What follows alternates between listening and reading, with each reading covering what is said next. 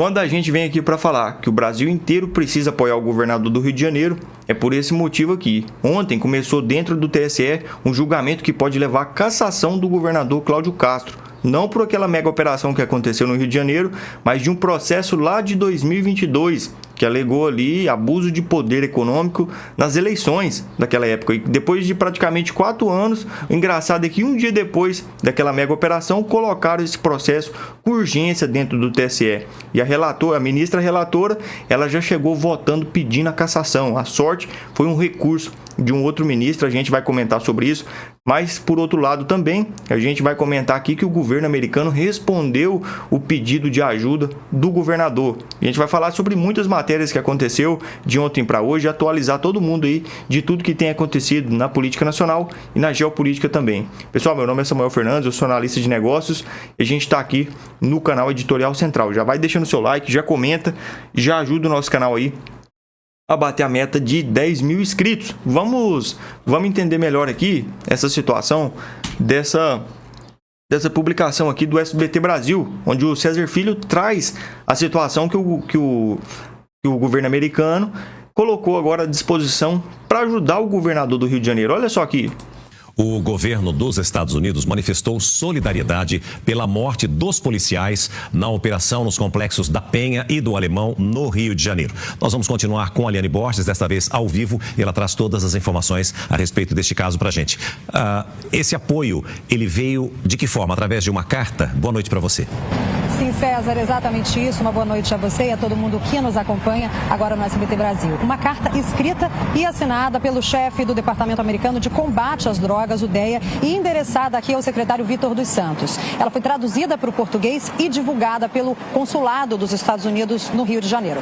O chefe do DEA, o James Sparks, começa expressando profundo pesar e as mais sinceras condolências pela morte dos 2 policiais civis e dos 2 policiais militares. Sparks também disse que a missão de proteger a sociedade exige coragem, dedicação e sacrifício e reconhece o valor dos agentes que, segundo ele, deram a vida em defesa da segurança pública. No fim, o chefe do DEA coloca os Estados Unidos à disposição do governo do Rio de Janeiro para qualquer apoio que se faça necessário. Volto com você, César.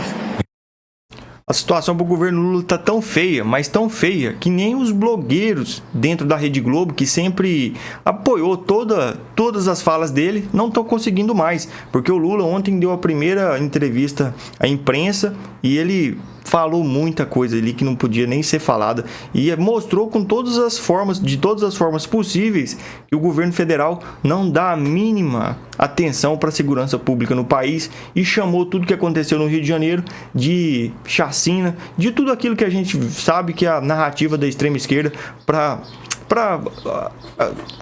continuar aqueles argumentos fajutos de sempre. A gente vai colocar aqui o blogueiro da Globo que sempre, todas as vezes, coloca aí o Lula no pedestal maior que existe. Olha só aqui essa publicação, que nem eles estão conseguindo defender o Lula naquela fala fajuta que ele teve ontem. 121 mortes é uma matança? É uma matança. Mas, como bem disse o senador Fabiano Contarato, presidente da CPI, pode ter sido em defesa dos policiais. Essas mortes podem ter ocorrido num confronto. Eu defendo só prisão, eu não defendo morte, eu, por mim, não teria confronto em lugar nenhum. Eu sou totalmente da paz nessa questão, né? Quero fazer essa ressalva. Mas, ali, naquele momento, você tem que checar, os policiais tinham alternativa ou não? As imagens até agora disponibilizadas mostram que a polícia foi confrontada pelos traficantes que estavam fortemente armados, né? Então, dá para dizer que quando você fala matança, sugere que a polícia foi lá e matou todo mundo, saiu matando todo mundo, né? É essa a conotação que dá e que a esquerda sempre passa, né? Mas se foi agindo no cumprimento de uma operação para se defender, dá para chamar de matança? Então é o seguinte, eu acho que ele podia ter tomado um certo cuidado, dizer assim, olha, vamos investigar, vamos checar se foi uma matança ou não, como os policiais agiram, se eles agiram realmente em ação e se defendendo ou não, Eu acho que ele foi inábil nessa declaração dele. Ele vinha num outro tom, ele vinha evitando dar declarações polêmicas sobre esse assunto, aconselhado que foi pela sua equipe de comunicação, porque é um tema que está ali quente no noticiário, no debate político. Agora, falando para correspondentes estrangeiros, né? Aí ele sobe o tom, né? Eu conversei há pouco com um auxiliar dele, ele disse, olha, foi ruim, ele poderia ter sido um pouco mais comedido nas palavras. É só ele perguntar para a opinião pública. A gente viu todas as pesquisas que saiu aí, dentro do próprio Rio de Janeiro, 65% da população apoiou a mega operação. E as pessoas que moram dentro ali das favelas, 90% apoiou. E a maioria do Brasil inteiro sabe que a situação ela tem que ser combatida do jeito que foi combatida. E saiu outra notícia aqui, a gente só não conseguiu colocar ainda. Tem mais 10 operações policiais para fazer antes do final do mandato do governador Cláudio Castro. Agora para a gente continuar aquele assunto do pedido de cassação, porque a gente sabe que a perseguição em cima dele agora vai vir muito grande, porque ele está aumentando muito nas pesquisas eleitorais aí. Ele estava praticamente sumido há muito tempo nas questões aí políticas dentro do Rio de Janeiro, e agora ele voltou com mais força do que nunca, e o TSE, que de certa forma agora quer tirar toda essa escalada que ele teve ali para poder aumentar sua popularidade dentro do Rio de Janeiro. E olha só, o TSE, ministro pede vista e suspende o julgamento contra a cassação do mandato do Cláudio Castro. Para a gente entender melhor aqui tudo que aconteceu nesse julgamento de ontem, a ministra, que é a ministra do TSE, que é a relatora daquele projeto, que falou que ele estava abusando do poder econômico nas eleições de 2022, e já pediu de cara ali a cassação do mandato dele, provando aí mais uma vez que o sistema está totalmente aí a favor do fim do governador Cláudio Castro. Olha só, o julgamento de Cláudio Castro, do PL, no Tribunal Superior Eleitoral, foi interrompido nesta terça-feira após o ministro Antônio Carlos Ferreira pedir vista. O pedido de mais tempo para examinar o caso ocorreu logo depois do voto da relatora, a ministra Maria Isabel Galotti, que defendeu a cassação do mandato do governador do Rio de Janeiro por suposto abuso de poder político e econômico nas eleições de 2022. Presta bastante atenção aqui nesse por suposto, não é nem prova concreta, não é nem nada demais, é suposto abuso de poder econômico e político. Olha só que às vezes aqui no Brasil, para você ser preso, você não precisa nem estar aqui no Brasil, você pode dar aquele golpe, você pode acontecer de ter uma rebelião ali dentro do Congresso dos Três Poderes, você ser acusado de golpe de Estado, você ser acusado de suposto abuso de poder, aí fica complicado, né? O processo reúne 2 recursos apresentados pelo Ministério Público Eleitoral, que aponta a existência de um possível esquema de contratação ilegal irregulares da Fundação da CPRJ e na UERJ. De acordo com o Ministério Público Estadual, as duas instituições teriam sido utilizadas para empregar cabos eleitorais com recursos do governo estadual. Em seu voto, que condenou outros 3 acusados, além de Castro, Galotti afirmou que as contratações foram realizadas à margem das normas constitucionais, sem fiscalização e fora da folha de pagamento. A ministra ainda se manifestou a favor de decretação e inelegibilidade por 8 anos e a realização de provas eleitorais de eleições para o governo de estado. Então aí a gente viu que a situação ela é mais complexa do que a gente imaginava. Toda essa questão aí que envolve essa mega operação, a gente viu que a popularidade do governador ela subiu muito. E agora eles estão aí fazendo de tudo para derrubar ele, para tirar o mandato e para deixar ele inelegível aí por mais de 8 anos. E o mais engraçado disso tudo é que um processo que estava aí parado há praticamente 4 anos voltou à tona depois do que aconteceu. Será por quê? Será que foi grande coincidência? E fica aí a nossa fala sobre esse assunto. E agora, vamos colocar aqui uma outra matéria do canal Metrópolis Política, que traz que a Câmara dos Deputados ontem aprovou a regulamentação do serviço de streaming. E a gente vai comentar aqui o que muda nessa situação aqui, porque, querendo ou não, o governo aumentando mais imposto para a população brasileira. Vamos entender melhor essa situação aqui, do que muda na questão aí da regulamentação do serviço de streaming. E o que é isso? Vamos ler aqui para a gente entender junto. Ó.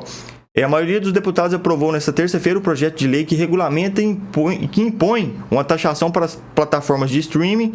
Os deputados devem analisar nessa quarta-feira, que é hoje, os destaques e sugestões de alteração feita pelos parlamentares para modificar os trechos específicos do texto principal. O projeto estava travado na Câmara desde de julho de 2024 devido à falta de consenso entre as bancadas.